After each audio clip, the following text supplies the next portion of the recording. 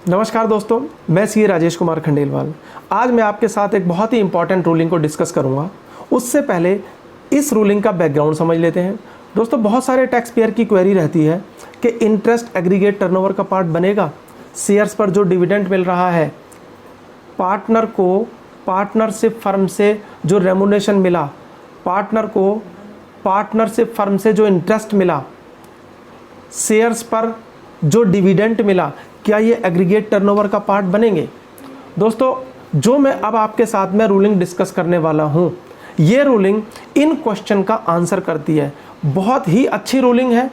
ये रूलिंग कर्नाटक की अथॉरिटी ने दी है और ये रूलिंग मिस्टर अनिल कुमार अग्रवाल के केस में दी है। मिस्टर अनिल कुमार अग्रवाल ने 2 क्वेश्चन किए। उन्होंने क्वेश्चन किया कि उनको 21 टाइप के सोर्सेस से इनकम होती है। ये 21 टाइप के सोर्स आपके सामने हैं। इसमें डायरेक्टर के रूप में सैलरी, पार्टनरशिप फर्म से इंटरेस्ट, लोन जो दिया गया है उस पे इंटरेस्ट, एडवांस जो दिया गया है उस पे इंटरेस्ट, डिबेंचर पे इंटरेस्ट, पोस्ट ऑफिस डिपॉजिट से इंटरेस्ट, पीपीएफ अकाउंट से इंटरेस्ट। इस टाइप के टोटल 21 सोर्सेस से मिस्टर अनिल कुमार अग्रवाल को इनकम हो रही है। तो मिस्टर अनिल कुमार अग्रवाल ने अथॉरिटी से 2 क्वेश्चन किया।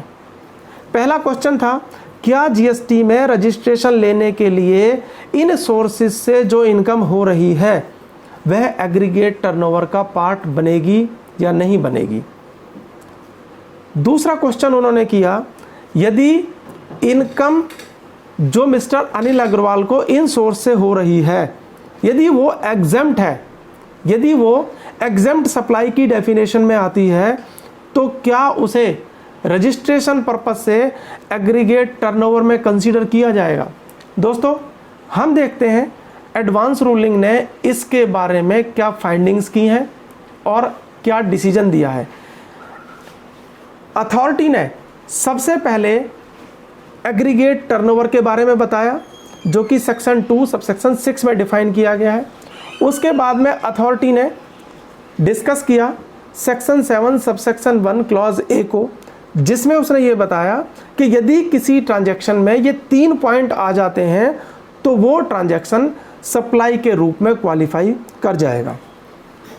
अब जो मिस्टर अनिल अग्रवाल ने 21 टाइप के सोर्सेस से इनकम बताई, उसको डिस्कस करते हैं कि उनमें से कौन सा सोर्स सप्लाई बनेगा और कौन से सोर्स से होने वाली इनकम सप्लाई नहीं बनेगी। यहाँ पर अथॉरिटी ने सबसे पहले बताया जो इंटरेस्ट इनकम है।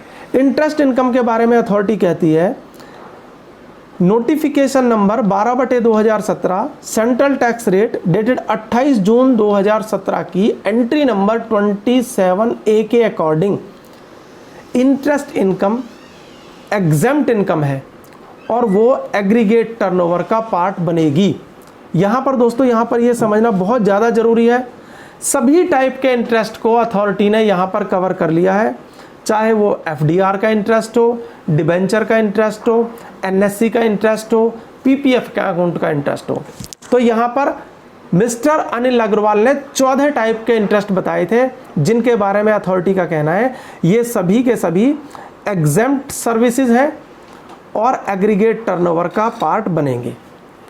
आगे देखते हैं दोस्तों, पार्टनर सैलरी के बारे में अथॉरिटी ने बताया, यदि एक पार्टनर पार्टनरशिप फर्म में एम्प्लॉय के रूप में काम करता है, उसको सैलरी मिलती है, तो यह सैलरी शेड्यूल नंबर 3 की क्लॉज नंबर 1 में कवर हो जाएगी और ये ना तो सप्लाई ऑफ गुड्स है ना सप्लाई ऑफ सर्विस है।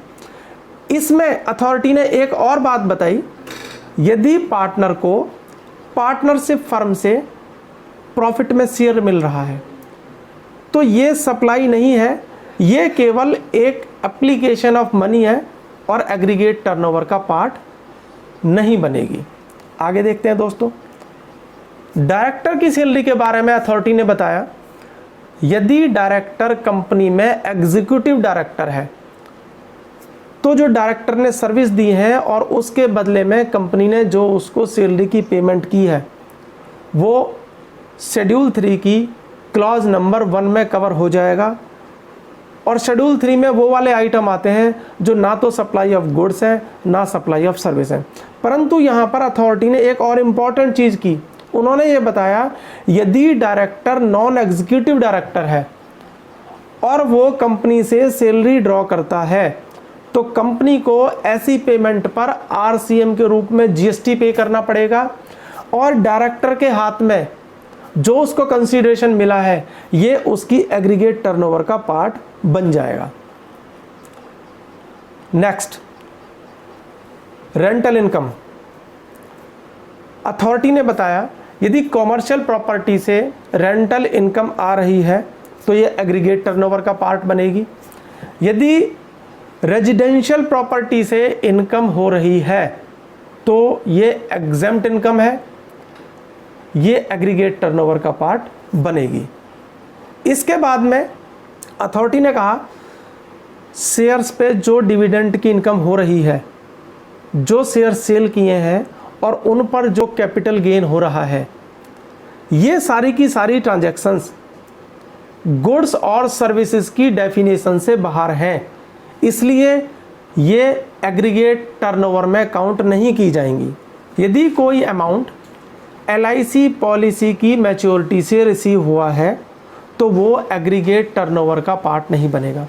तो दोस्तों इस रूलिंग के अंदर एग्रीगेट टर्नओवर से रिलेटेड बहुत सारी क्वेरीज का आंसर दिया गया है। ये एक अच्छी रूलिंग है। मुझे उम्मीद है आपको ये मेरा वीडियो पसंद आया होगा।